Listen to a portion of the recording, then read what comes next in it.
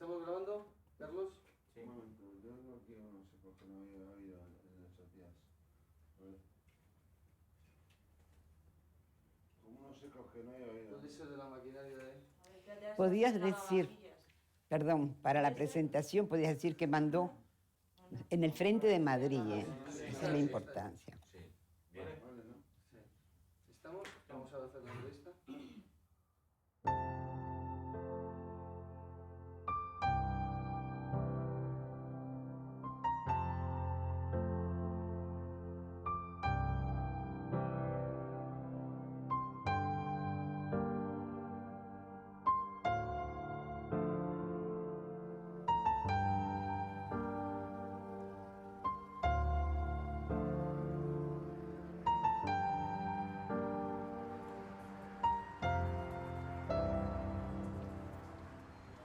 Mandan a avisar del fallecimiento de mi hija.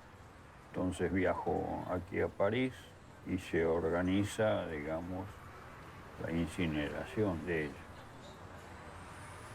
Después era ver qué se hacía con las cenizas.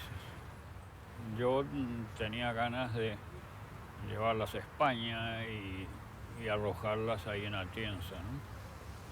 Pero se quedaron aquí y fueron desparramadas aquí en el Sena, ¿no?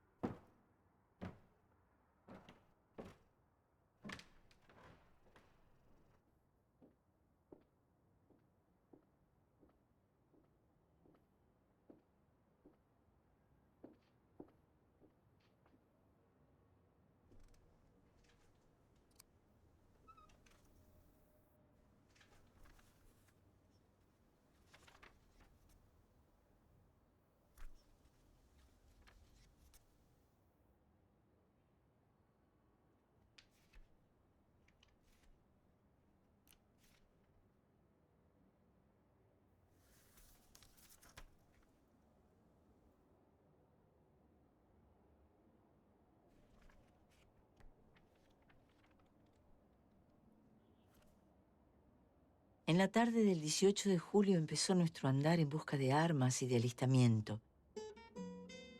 Íbamos de un sindicato a otro entre grupos de jóvenes casi niños y hombres casi ancianos, entre rumores y discursos, entre canciones y consignas, mezclados a la marea que subía de todos los barrios y se echaba sobre la Puerta del Sol. El 18 de julio, en el patio de un convento, el pueblo madrileño fundó el 5º regimiento.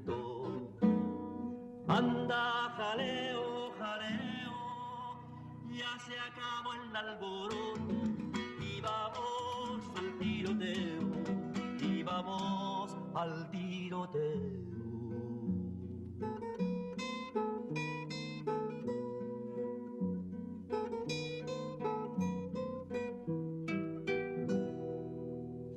Nous savions qu'il y aurait des luttes en Espagne, mais on ne pensait pas que ce serait la révolution. Mais alors, là, quand on a su, n'est-ce pas, que les généraux, n'est-ce pas, s'étaient soulevés et que ça se passait dans toute l'Espagne et que le peuple s'est mobilisé tout seul, personne ne lui a ordonné. Hay olor a pólvora en las calles madrileñas. Todos sabemos que las derechas están tramando algo muy grave. El gobierno es el único que parece ignorarlo. Dicen que hay armas en la calle de la Flor, o en Cuatro Caminos, o en los locales de los sindicatos. Con los pies hinchados de tanto caminar, los ojos ardidos de no dormir, El corazón apretado de tanto ansiar, vimos disolverse la noche de ese 18 de julio y nacer el alba del 19. El 20 ya teníamos destino entre los compañeros del POUM, la organización política que estaba más cerca de nuestro grupo de oposición. Le gouvernement, Dieu sait, qu'il ne voulait qu'une chose, c'est s'entendre avec les généraux. Le peuple entendait la radio qui criait « N'ayez pas peur, du calme, surtout du calme, parce que nous sommes maîtres du pays, rien ne se passera. » Mais les gens écoutaient et partaient chercher des armes. Et le peuple, il a pris le pouvoir. Malheureusement, il n'a pas pris le gouvernement. Le pouvoir, il l'a pris. Pendant 6 semaines, presque 2 mois, il n'y avait aucune légalité que la légalité révolutionnaire. Il y avait une solidarité, à ce moment-là, merveilleuse. On ne savait pas si tu es communiste, si tu es socialiste, si tu es anarchiste, tout le monde ensemble. On chantait, les chansons se mélangeaient, n'est-ce pas? On chantait la jeune garde, on chantait Bandiera Rosa, on chantait les chansons anarchistes, on chantait l'Internationale. Cette révolution est née comme ça. Elle est née dans les chansons, elle est née dans la joie. Mais les premiers jours, vous comprenez, les premiers jours de la Révolution, ça c'est inoubliable.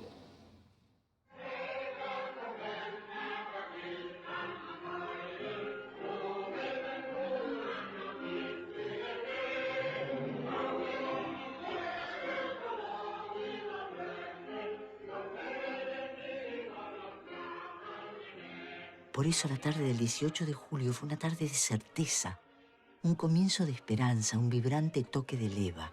Fue una tarde de claridad, porque sus horas marcaron la víspera del combate. Por fin había dado la cara el enemigo. Ahora sabíamos que tocaba luchar, que en adelante nuestra vida tendría un destino sin atajos, una ruta dura, bravía, pero clara.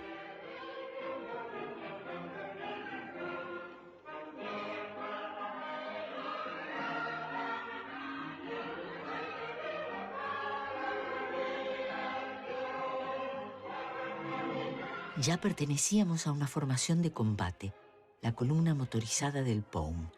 Hipólito Echevere era su jefe.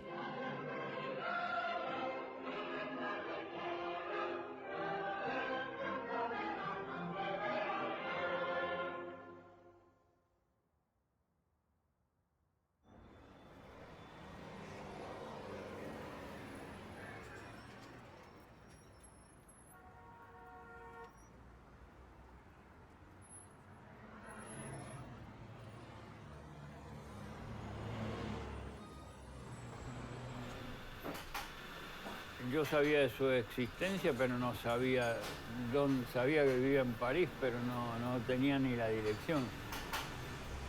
Yo viajo a Europa, cruzo la frontera de España con Francia y me meto en la primera cabina del teléfono. Entonces busqué París, Echevere y Mica. Y entonces nos citamos para el día siguiente. Y ahí empezó nuestra relación, que además se dio tan espontáneo y tan con puntos comunes, ¿no? Es decir, la Patagonia fue un punto importante. Yo venía también empujado, exiliado, es decir, con una cosa política, con un contenido político. Entonces todo eso, indudablemente, desde un principio nos unió, ¿no? Y a partir de ahí, entonces, nos fuimos viendo, escribiendo, todas las cosas. Así que...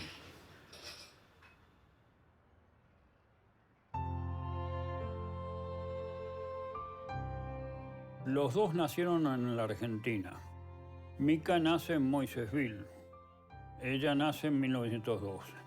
Hipólito nace en la provincia de Santa Fe, en un pueblo que se llama Sapereira. 2 años antes, es decir, justo en el 1900.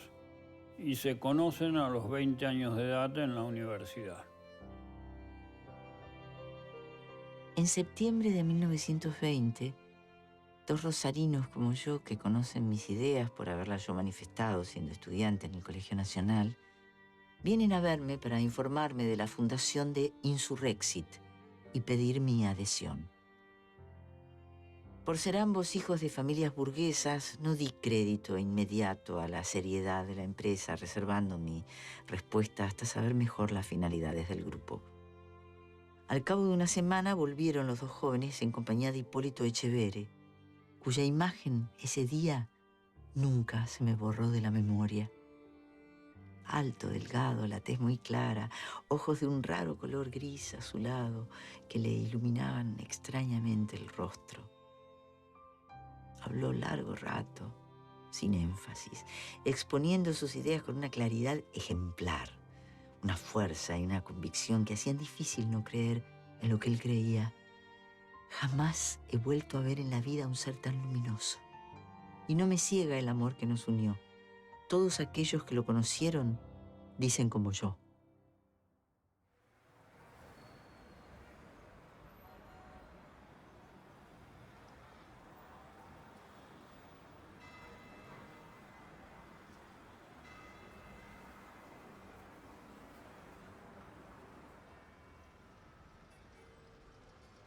¿Cómo se conocen Hipólito y Mica? Ellos habían venido a estudiar a Buenos Aires, en momentos en que surge la reforma universitaria. Ellos tienen alrededor de 20 años y la viven de cerca.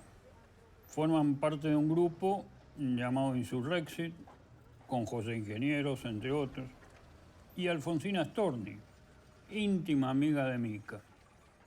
Hipólito y Mica participan de ese grupo. C'est-à-dire quand je commençais à être militante, j'étais militante très jeune, j'étais presque une enfant. En Argentine. En Argentine.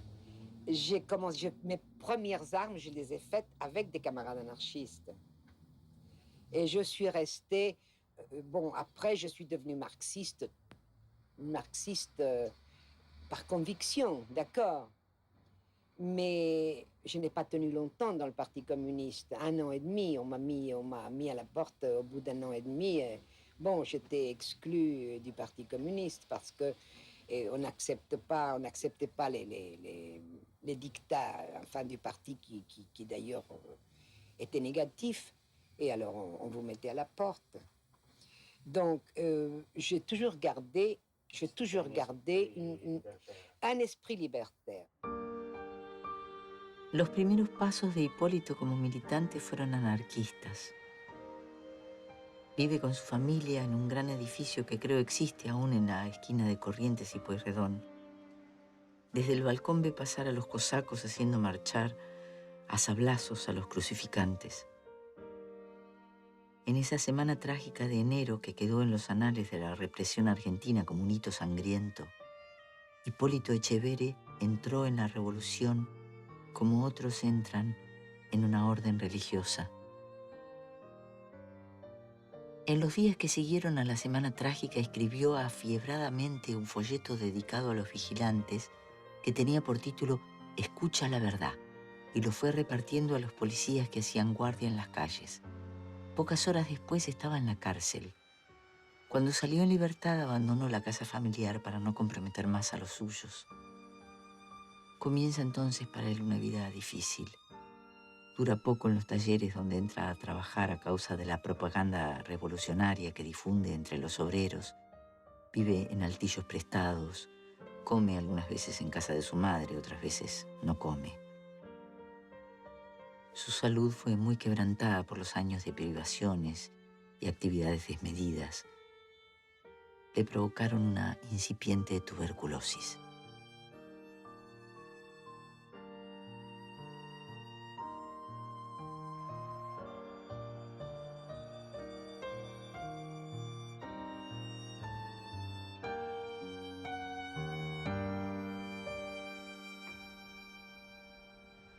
Al regresar una mañana del mercado encuentro a Hippo sentado en la cama sosteniendo junto a su boca una palangana llena de sangre.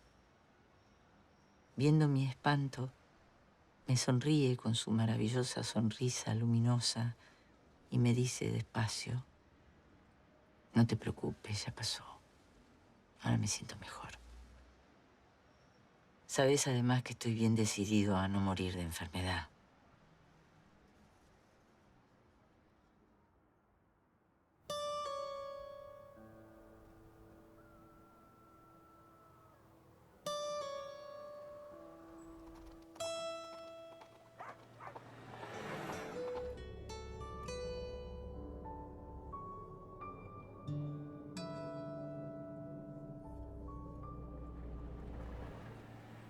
Hippo logra recuperarse, al menos por ahora, de aquellos ataques provocados por su tuberculosis.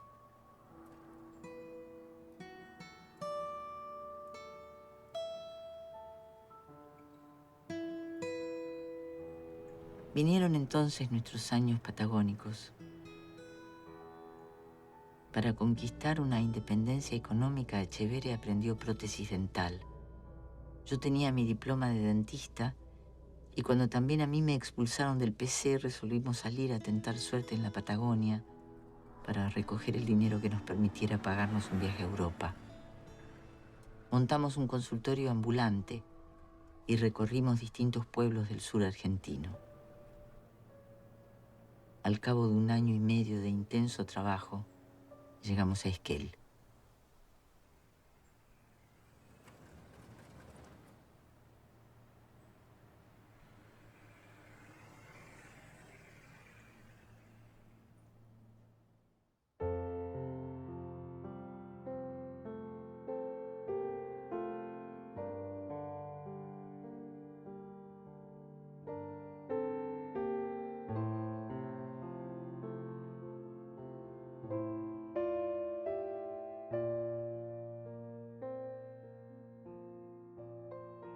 La Patagonia fue la mayor tentación de nuestra vida. El esplendor del lago Futalaufken, la magia de los bosques con árboles increíbles, la perspectiva de vivir literalmente de la caza y de la pesca estuvieron a punto de retenernos. Eran esas por entonces tierras bravías, solitarias, barridas por los vientos en la costa, remansadas en los paisajes de la precordillera y la cordillera de los Andes, tierras todavía de aventura con la fortuna fácil al cabo de 3 o 4 años de trabajo y una existencia ancha, sin trabas ciudadanas, junto a seres que parecían salidos de los libros de Jack London.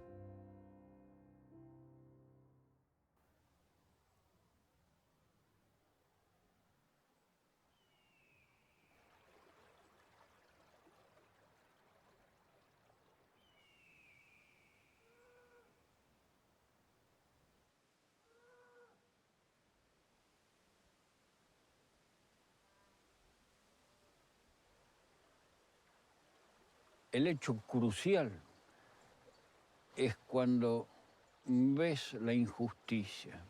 Ellos la vieron tempranamente, esa injusticia, y eso les llevó, digamos, a tomar un rumbo.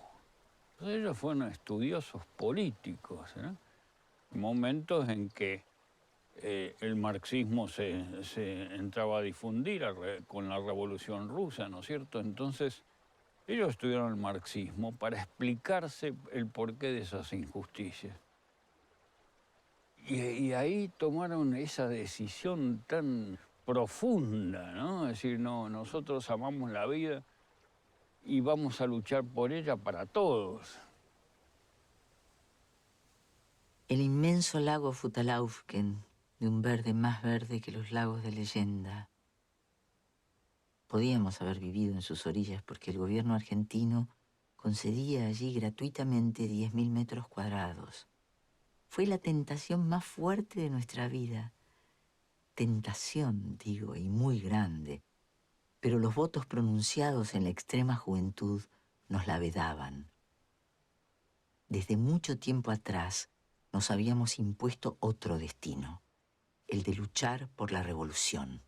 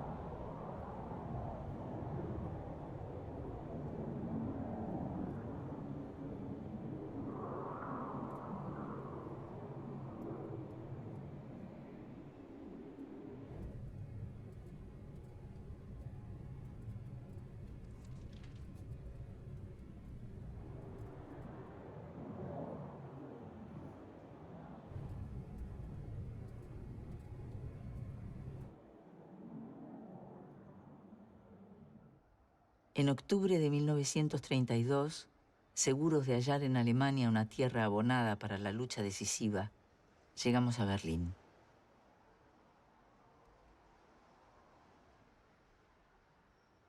Para perfeccionar el idioma y acercarnos a los obreros, nos inscribimos en la Escuela Marxista del Partido Comunista. En Alemania los militantes desfilaban en manifestaciones tan tensas, tan disciplinadas, tan evocadoras de un verdadero ejército revolucionario que estremecían a la burguesía.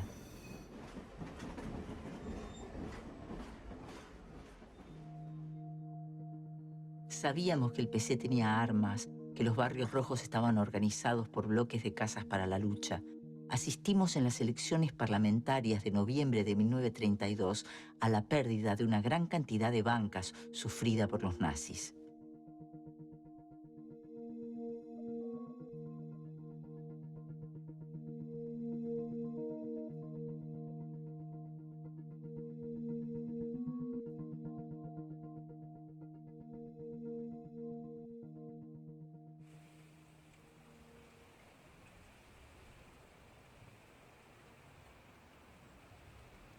Ellos se sitúan en el barrio obrero de Berlín, ven que los obreros llegaban a estar en los edificios, tenían hasta ametralladoras desarmadas en distintos trozos y para armarlas en cualquier momento. Es decir, llegaba, era numéricamente fuerte y además, es decir, estaba armada. De la possibilité de la révolution en Allemagne, elle était là, elle était possible. Elle était possible. Le chef de la petite armée allemande, Schleicher, vous savez qu'il avait une toute petite armée, d'aller voir les grands chefs socialistes pour leur dire « prenez le pouvoir ». Prenez le pouvoir. L'armée ne bougera pas. La Internacional Comunista tenía una política de apaciguamiento.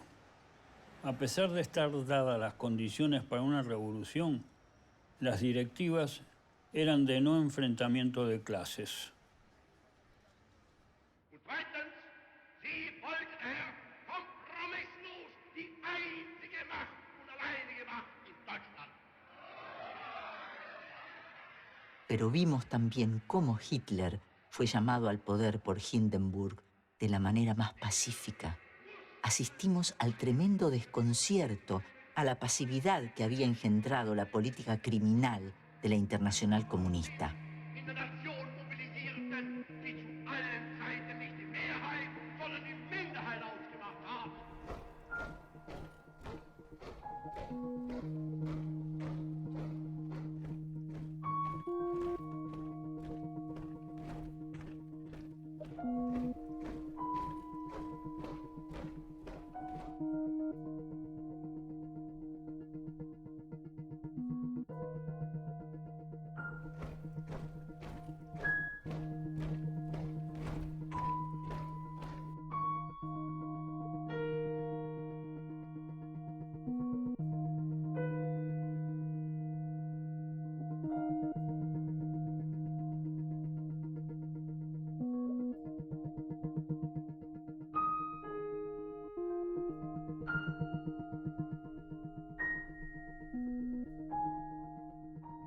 Autant cette période en Allemagne, cette période à Berlin, où on voyait nos camarades, puisque nous étions très liés aux camarades communistes, et qu'on les voyait tout d'un coup pour dire mais c'est pas possible, mais c'est pas possible, l'armée rouge va venir. Ils ne peuvent pas nous laisser comme ça, mais l'armée rouge va venir pour nous libérer. Et alors, vous voyez sombrer 60 ans d'histoire de lutte ouvrière, comme c'était le cas de l'Allemagne, les organisations ouvrières les plus puissantes, et étayées sur une théorie avec... Et vous voyez que tout ça disparaît, disparaît dans la honte, dans le noir, dans la misère. Mais c'est atroce.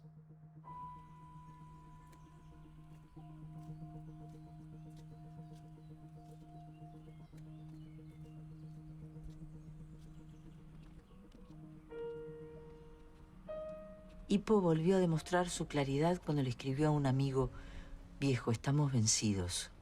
Se acabó nuestra antigua esperanza en Alemania.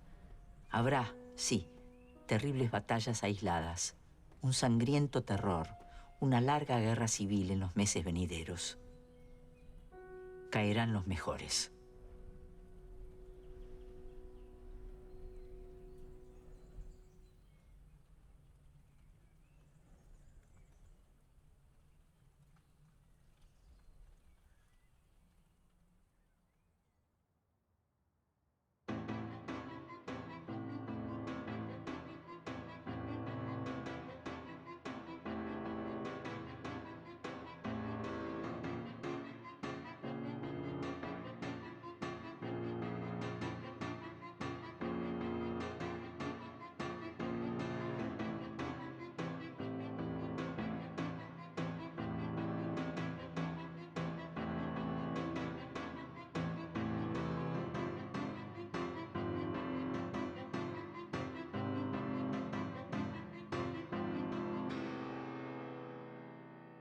Nosotros salimos o al día siguiente, probablemente el 21 o el 22 de julio, salimos en una salida para encontrar al general Mola y luchar. Íbamos 2 camiones y 3 turismos con 5 fusiles, un puñado de cartuchos de fusil, ¿verdad? Y muchas ilusiones. Evidentemente salimos de Madrid, las carreteras y demás. No había tal Mola, no había nada. Había campesinos simplemente que necesitaban que se les echara una mano para levantar la cosecha y los milicianos dijeron que no, que ellos habían venido para luchar y no para, bueno. Hipólito Etcheverry les explicó que era también misión revolucionaria ayudar a los campesinos. Bueno, se ayudó a los campesinos. Seguimos viaje entonces de regreso a Madrid.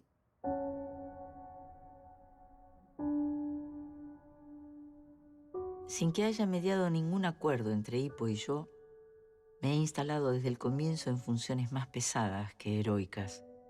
Velar por la limpieza de los locales y de los hombres, escribir las cartas a las familias de los que no saben escribir, obtener de Madrid ropa y calzado, impedir las riñas, organizar el botiquín, no sé cuántas cosas más.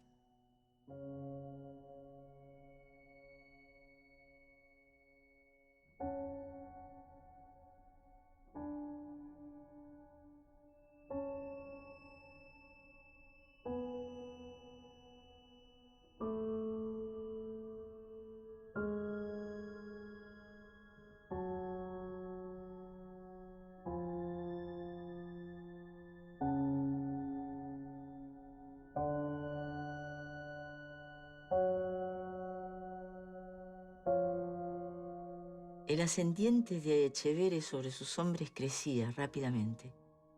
Tenía como un poder mágico que aglutinaba a la gente a su alrededor. Resistido al comienzo, poco a poco su prestigio fue ganando a las otras formaciones, mucho más importantes que nuestra pequeña columna de unos 150 hombres. Hippo se vuelve cada vez más luminoso. No se trata de un fulgor de los ojos, sino de una especie de luz que lo envuelve por entero. No soy la única que lo nota. Sobre todo los viejos lo ven. El jefe está bañado de sol y de luna, dice un día Quintín con su voz rugosa.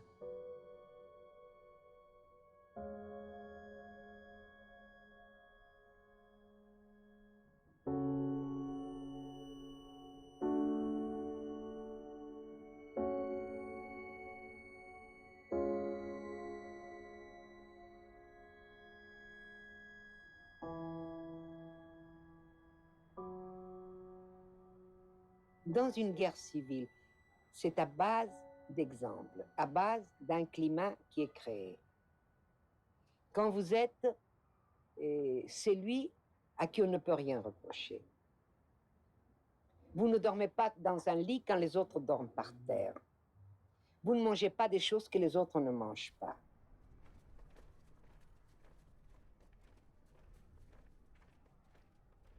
Marchamos varios días con gran esfuerzo Hippo se obliga a caminar a la par de sus hombres. Preocupada por su salud, le digo, Hippo, tenemos que detenernos un rato para que descanses un poco. No olvides que la mucha fatiga te hace daño. Puedes caer enfermo. Enfermo el día que comienza la revolución. Vaya idea.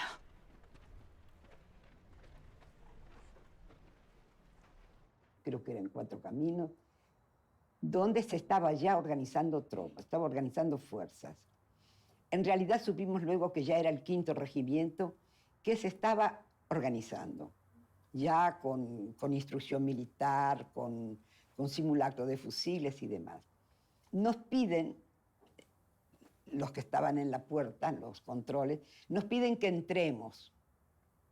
Era un enorme patio, entramos y lo llaman a quién dirige, quién manda este grupo. Aquí está este compañero, que era Echeverre.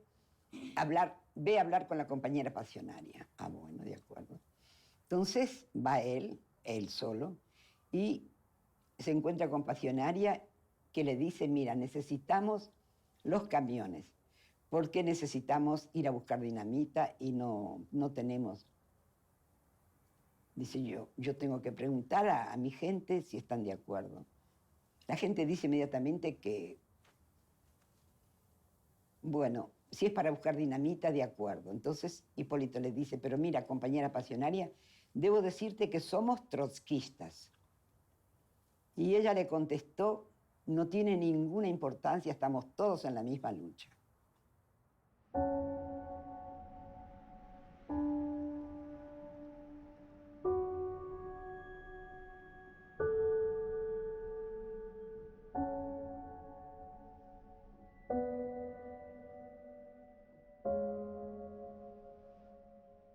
La columna del POUM ya había ganado laureles de guerra por haber vencido a las tropas fascistas que se disponían a atacar Sigüenza. Incorporados a la columna que mandaba un capitán de carrera llamado Martínez Vicente, leal a la República, tomamos un tren a Guadalajara.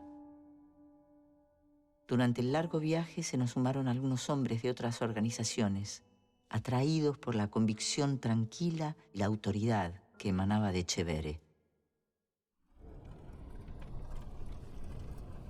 Castillo es ese pedacito que hay ahí con balconcito y ventana.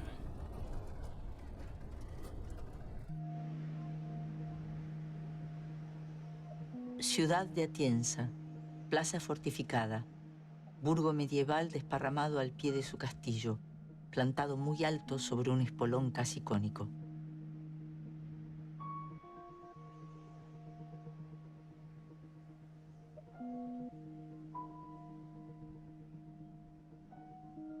Dormimos en el suelo, pero sobre colchones. El de Hippo y el mío muy juntos. Pero estamos separados, como no lo estuvimos nunca hasta el presente. Él encerrado en su universo de guerra, feliz, tenso como un arco en su límite extremo. Yo no muy a mis anchas en este mundo extraño de combatientes, tampoco parecidos a los revolucionarios de mis principios, perseguida por una idea fija. La muerte probable de Hippo.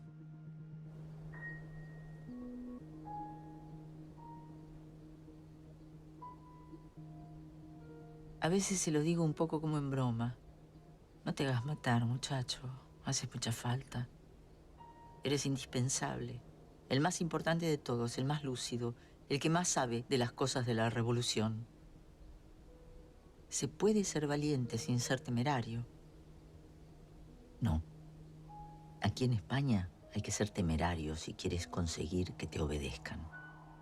El jefe debe marchar al frente, no bajar la cabeza cuando las balas silban.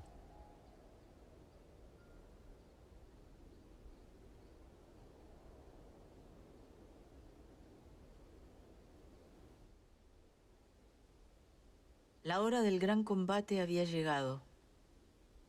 Cumpliendo sus órdenes, yo no iba con él, sino con el médico para organizar en la retaguardia un puesto de primeros auxilios. La larga capa negra de guardia civil que había ganado en un combate le caía hasta la media pierna. Llevaba la cabeza ceñida por su inseparable boina vasca. El áspero frío de la alborada alcarreña le había helado las manos que apoyó en mis mejillas mientras me besaba.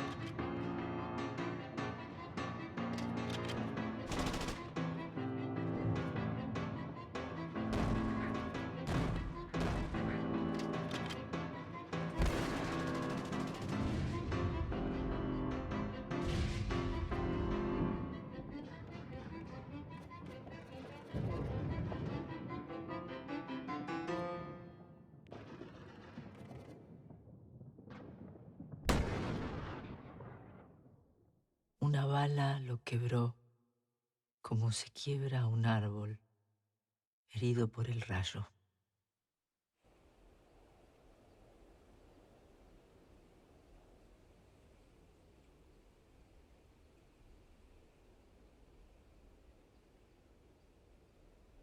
No lloro, pero tiemblo tan fuerte que no consigo asir el arma que me tienden y su tarjeta de miliciano. Una de las muchachas se acerca, tiene los ojos tan secos como los míos y me dice: pobre mujer, guarda este pañuelo empapado en su sangre como una reliquia de santo. Es su sangre. Yo le limpié los labios. La bala le partió el corazón. Te digo que no sufrió. Quedó sonriendo, con los ojos muy abiertos.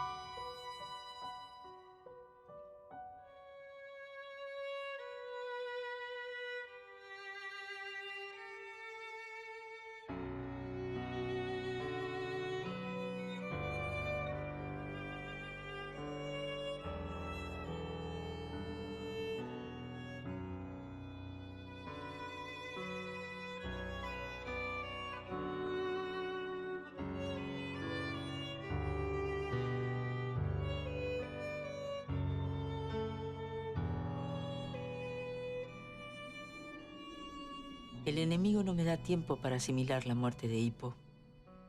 La columna del POUM se aloja ahora en Sigüenza, una ciudad cercana a Atienza. Estamos en una gran casa de 2 pisos, con 8 ventanas de cara a los franquistas, que se nos acercan cada vez más.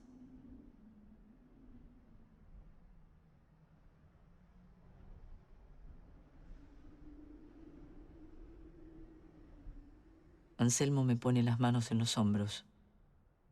Hay que ver lo fuerte que es una mujer cuando tiene cojones, dice. Ve a dar una vuelta por los pisos. Los hombres te quieren y están orgullosos de ti. Entre estos desconocidos que han aceptado lo que yo acepté y que apenas comienzo a conocer, me siento en mi sitio como en ninguna parte, protegida y protectora, libre porque me atan unos lazos que yo he querido.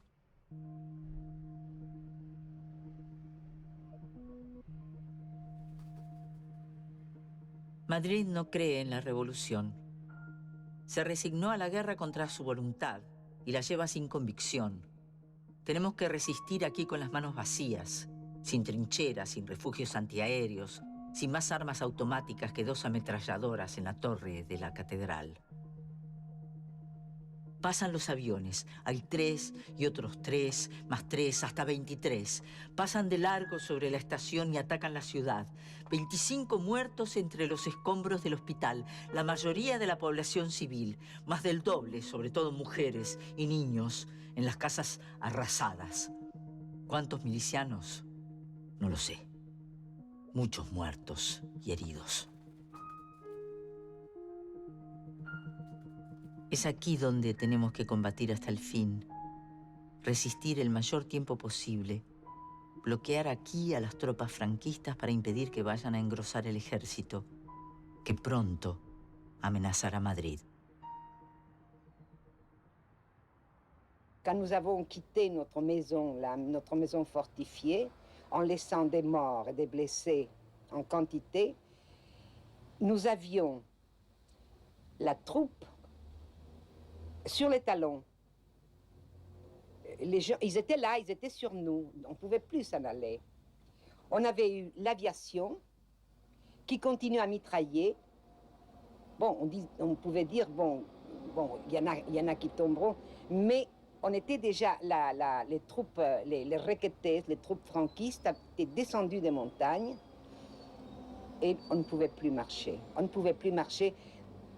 D'ailleurs, on était tellement épuisés, dans tel état d'énervement, de fatigue, que la cathédrale, bon, les portes étaient encore ouvertes, on s'est enfourné dans la cathédrale, et on les avait tellement près derrière nous, que deux requêtés sont entrés avec nous dans le parvis, pas à l'intérieur de la cathédrale, mais ils sont restés, on les a tués là, n'est-ce pas, devant les portes de la cathédrale.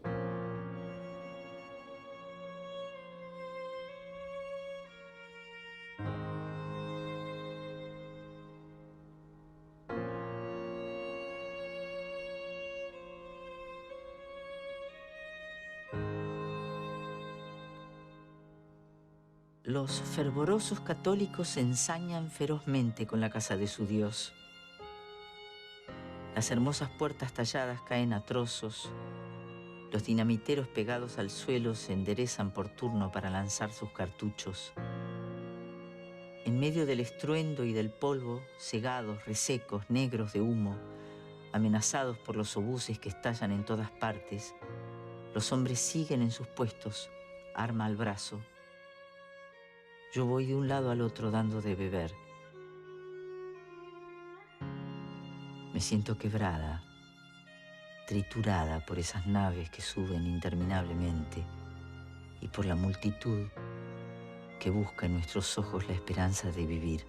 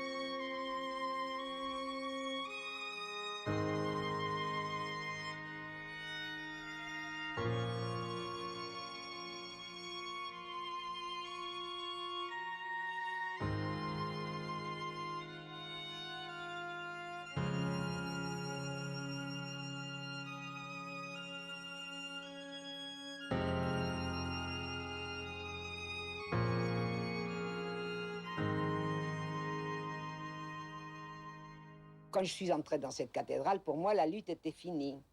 Parce que qu'est-ce que je pouvais faire là-dedans? Une cathédrale où il y avait 500 personnes de population civile, avec enfants, avec vieux, qui étaient là à pleurer, il n'y avait pas assez à manger, il y avait des femmes qui accouchaient, on n'avait pas de médecin, on n'avait pas de médicaments, on n'avait rien, on avait tout prévu. On avait des pois chiches, des haricots, de la morue. Mais il n'y avait pas un médecin, il n'y avait pas un médicament, il n'y avait même pas de la teinture de iode. Quand nous avons commencé à avoir des blessés à l'intérieur de la cathédrale, alors là, c'était le drame terrible. On pouvait rien faire pour ces blessés.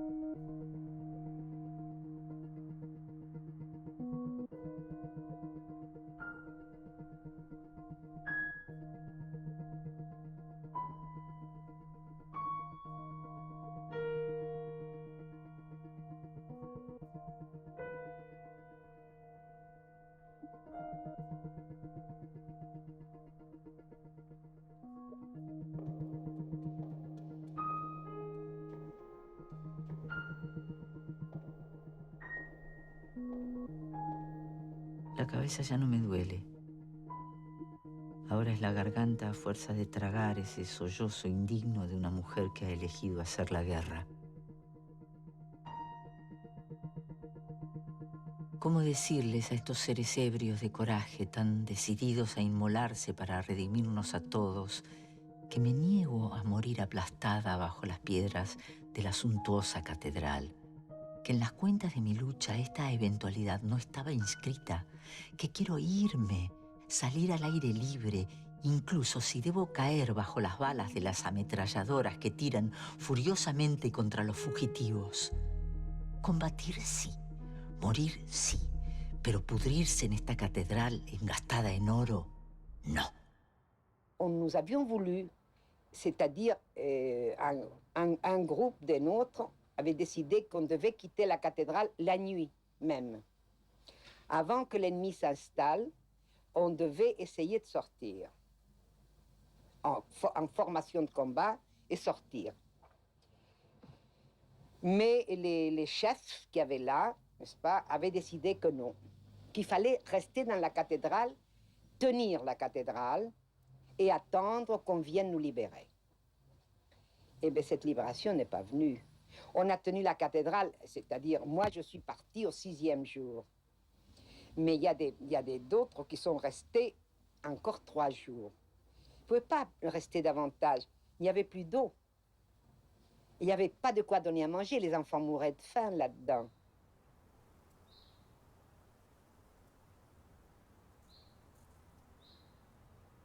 Ellos salen de la catedral de noche. Eran un grupo de no más de 10 hombres y mujeres. Trepan ese enorme muro con una escalera improvisada. Un muro muy alto que cae a pique y llega hasta el lecho del río. Como era de noche, ella se golpea de una altura considerable y se fractura una mano. Desorientados, empiezan a caminar y les disparan de todos lados, ¿no?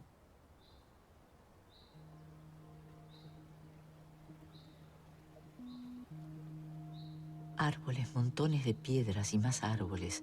El bosque sigue y sigue, mudo, amenazador, sofocante, desordenador, cerrado hasta la eternidad.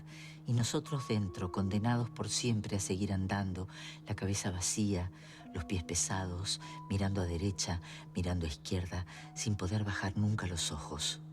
¿Cómo saber si caminamos verdaderamente hacia el sur? El sur, el sur. Más bien el sudoeste. ¿Dónde está el sur? ¿Dónde los guardias civiles? ¿Qué camino lleva a la vida? ¿Y cuál a la muerte?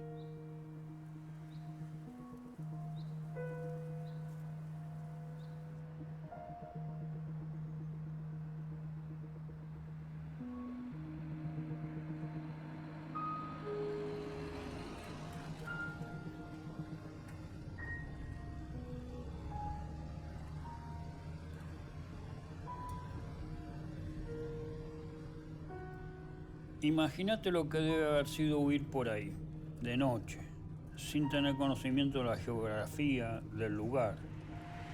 Sin embargo, consiguen, después de mucho andar, reunirse con gente de su propio bando.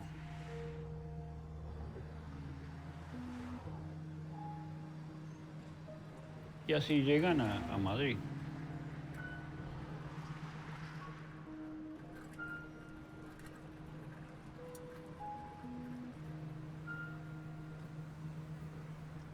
Madrid tiene que hacer algo por los prisioneros de la catedral. Pero la comandancia la dio por perdida desde el primer día, incluso quizás antes del primer día, como la ciudad, como todo nuestro frente.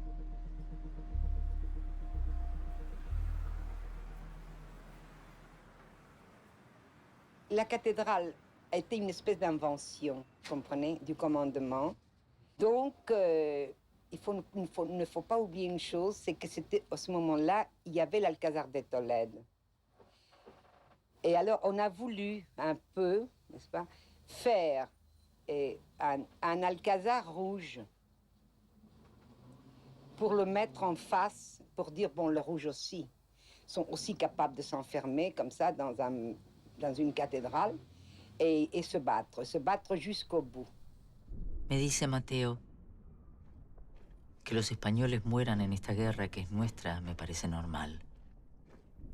Pero que extranjeros como tu marido, como tú misma, vengan aquí a luchar por nosotros, es una cosa muy grande. Escúchame bien. No vuelvas al frente. Vete a tu tierra y explica a los obreros que carecemos de armas, que no tenemos nada, que nos ayuden a ganar esta guerra. Yo voy a París después de la Catedral de Sigüenza. Quiere decir que yo voy a París a fines de octubre del 36.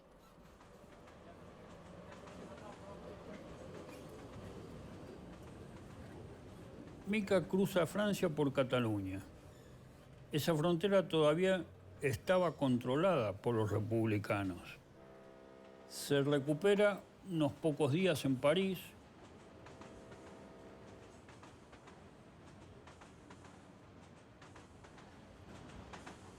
Por un lado, el duelo junto con los amigos que conocían a Hipólito mucho. Y por otro lado, es ir diciendo, bueno, ¿y yo aquí qué hago?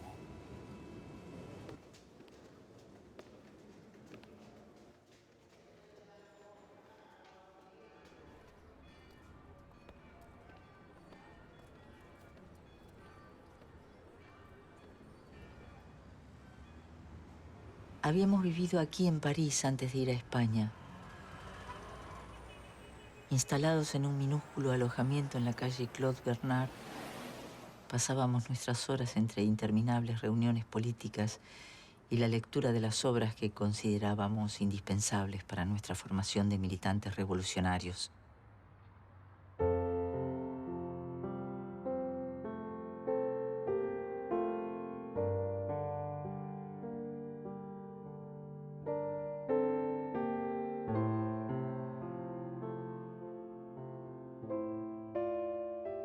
En aquel momento Hippo me decía, tenemos que cuidar de nuestro amor.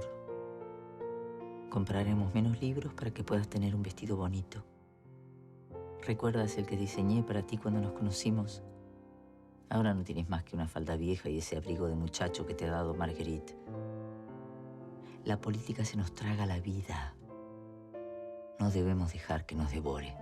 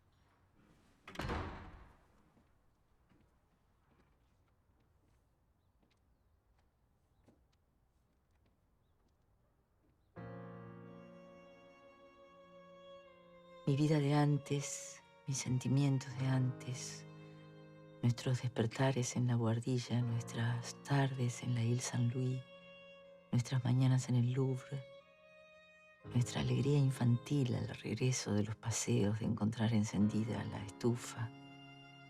Todo esto lo llevó en un atillo amarrado a la espalda. Dentro está todo.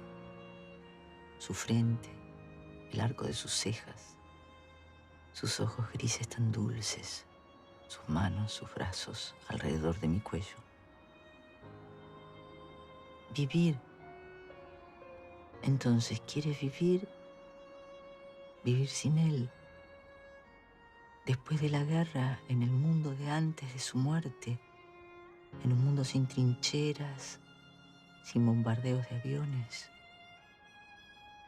Sabes de sobra que no podrás.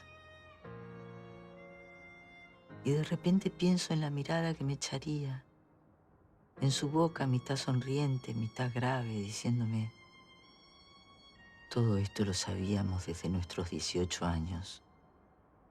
Elegimos la pelea y la muerte, la nuestra y la de los otros.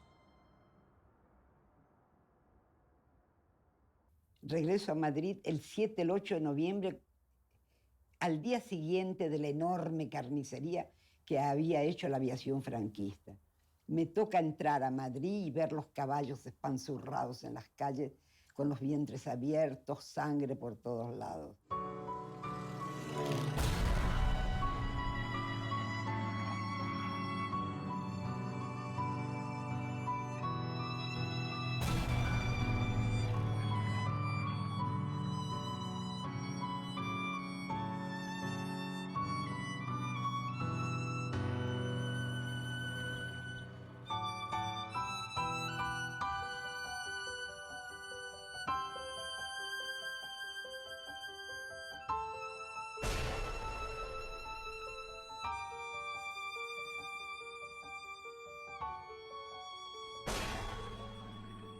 Me quedo aquí porque pertenezco a esta guerra y solamente la puedo servir aquí.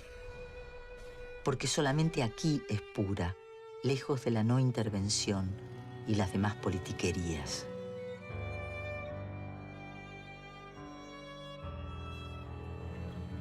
Des milices volontaires, il y en a eu parmi les gens, n'est-ce pas, qui se sont battus, des gens qui savaient à peine lire et écrire et qui avaient un sens merveilleux de la guerre et du combat.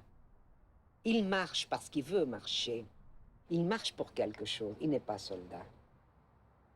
La différence avec le soldat, c'est que le soldat ne peut pas faire autre chose. Et ça lui est égal, il ne réfléchit pas. Il est commandé et il est obligé, sinon on le tue.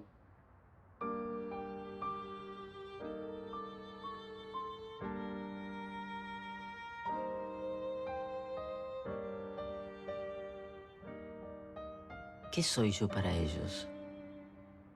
Probablemente ni mujer ni hombre. Un ser híbrido de una especie particular a quien obedecen ahora sin esfuerzo, que vivía al comienzo a la sombra de su marido, que lo ha reemplazado en circunstancias dramáticas.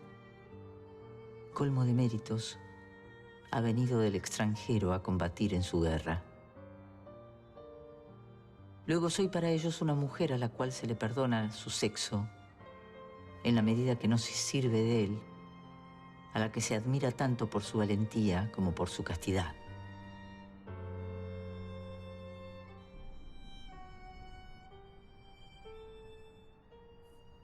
Faire obéir sans discuter, moi j'ai toujours eu de très bons résultats. J'ai toujours, avec le peu, le petit, parce que ma guerre, à moi, qu'est-ce que c'était? C'était 150 gars, n'est-ce pas? C'est pas beaucoup. Mais je n'ai jamais pris une décision par moi-même.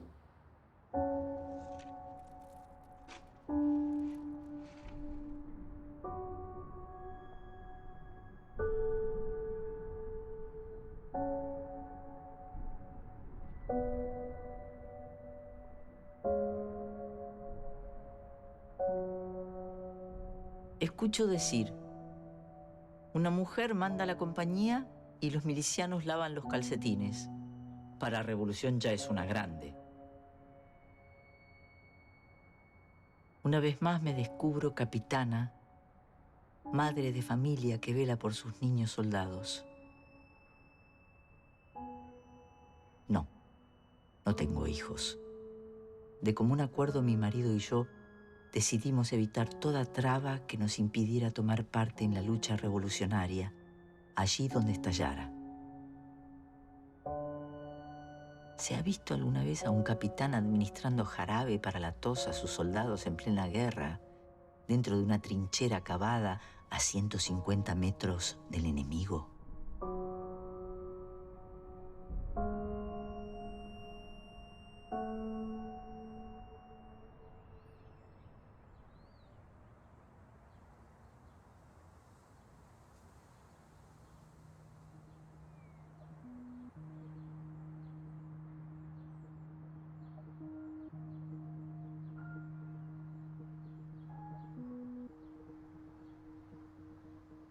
Les troupes de Franco étaient tout près de Madrid, une tentative de percer et d'entrer.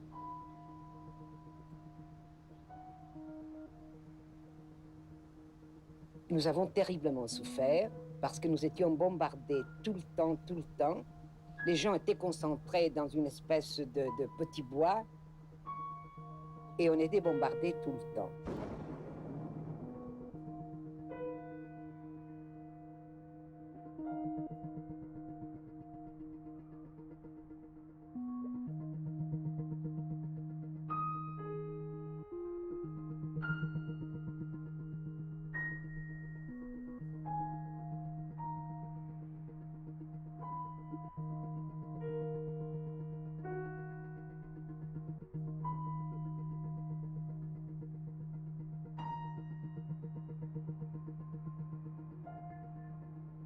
Mais nous avions quand même un canon antiaérien.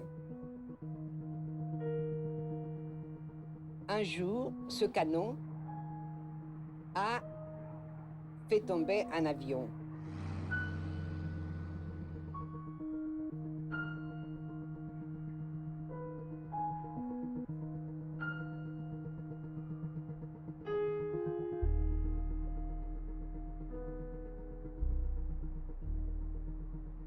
Et le pilote est mort dans l'accident, mais le bombardier, le type qui était à la mitrailleuse, il était blessé, simplement blessé. Il avait une cheville cassée et des brûlures dans les cheveux. C'était très dur de lui sauver la vie parce que les miliciens voulaient le liquider. C'était parce qu'on avait eu tellement de morts, tellement de pertes, qu'il a fallu faire une garde très dure pour l'amener jusqu'au commandant. Et c'était un Allemand, un nommé Hans Müller, un homme très jeune. Et moi, j'étais la seule qui savait parler allemand. Alors c'est moi qui l'ai interrogé, cet homme-là. Il avait très peur, d'ailleurs. Alors, je l'ai interrogé, et parmi les choses que je lui avais demandé, j'ai dit, mais qu'est-ce que vous êtes venu faire ici? C'est pas votre pays. Vous n'êtes pas venu ici vous battre pour votre pays. Vous êtes venu dans un pays étranger. Vous savez ce qu'il m'a répondu? Il m'a dit, c'est pas mon pays, mais la moitié de ce pays pense comme moi.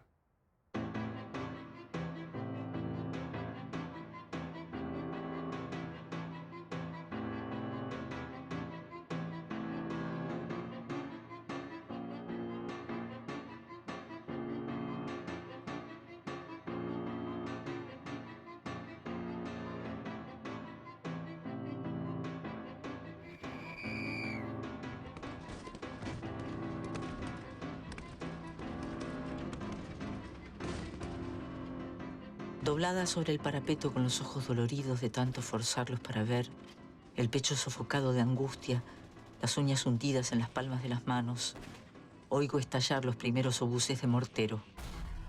Le siguen los tableteos de las ametralladoras. Ante la barrera de fuego, los nuestros se dispersan, se tiran al suelo un instante, se levantan, intentan avanzar. Muchos caen, heridos o muertos.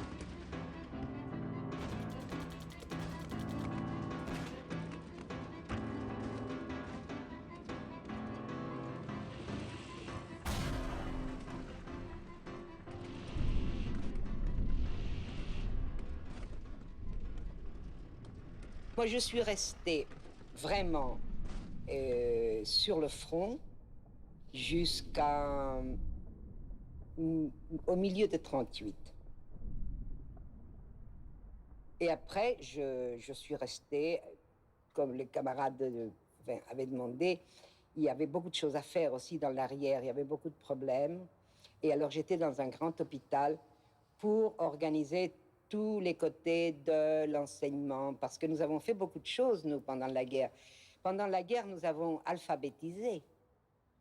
Nous avons appris à lire et à écrire aux miliciens.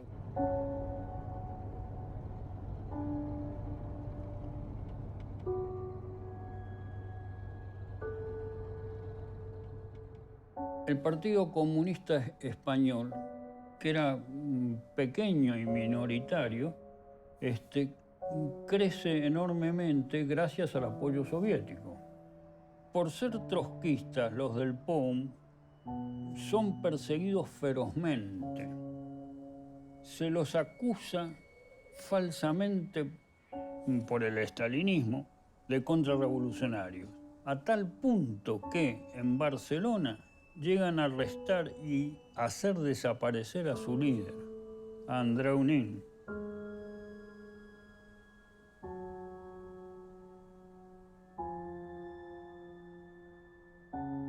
Alrededor de una mesa, una decena de hombres están hablando de las consecuencias que tendrán para el POUM el rápido crecimiento del Partido Comunista. Los rusos exigirán que nuestra organización sea sacrificada. Ya veréis que no tardarán en instaurar aquí los métodos que emplean contra la oposición en la Unión Soviética. Las armas serán la carta de mayor arrastre en las negociaciones que los comunistas propondrán a los anarquistas. Quisiera engañarme, pero el pueblo español está tan hambriento de armas y el POUM tan desamparado frente a las fuerzas de los que habrán de darlas, que nuestra caída será inevitable.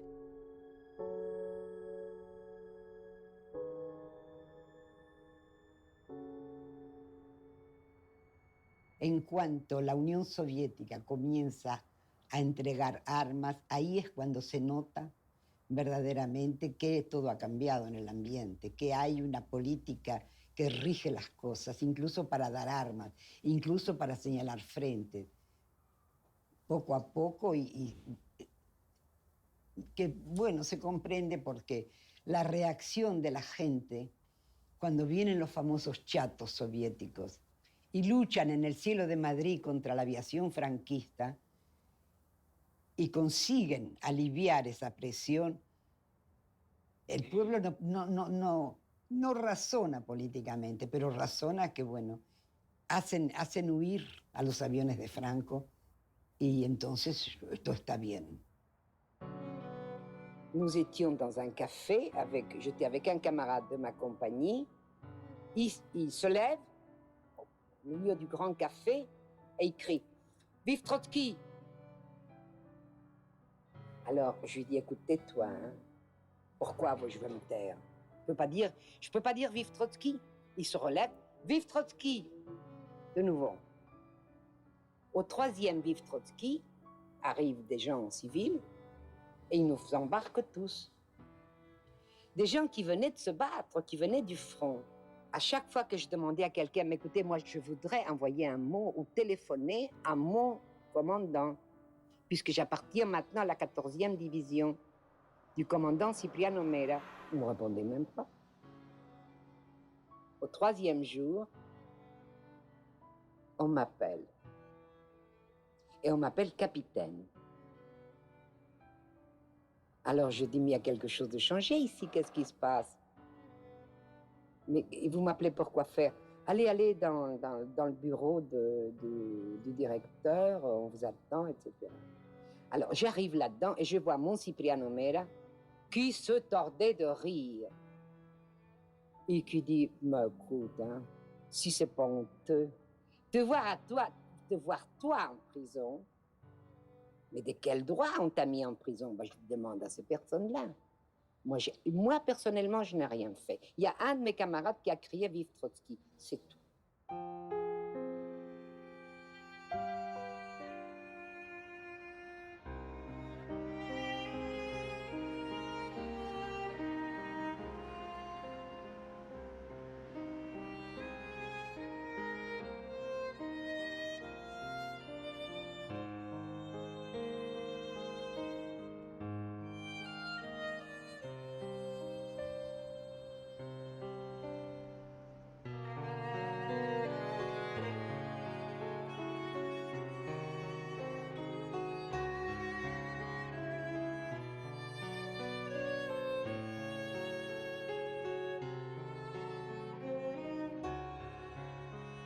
la guerre s'effritait.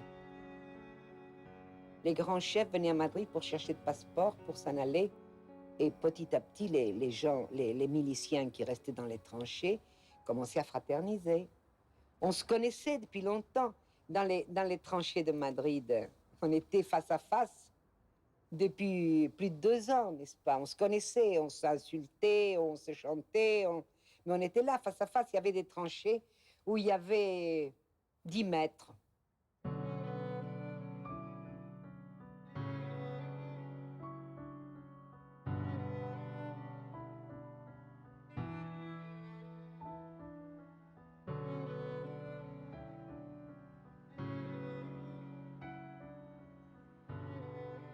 La guerre a fini comme ça. Je suis partie au consulat de France. De là, je suis partie au lycée français. Je suis restée 5 mois. Les camarades français, ils bougeaient beaucoup ici et ils m'ont fait sortir.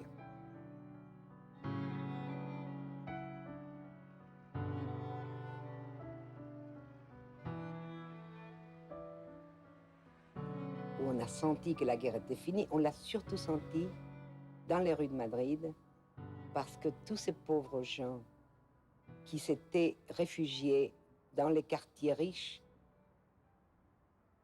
et ce jour-là, ils partaient. C'était probablement de ma vie la vision la plus triste.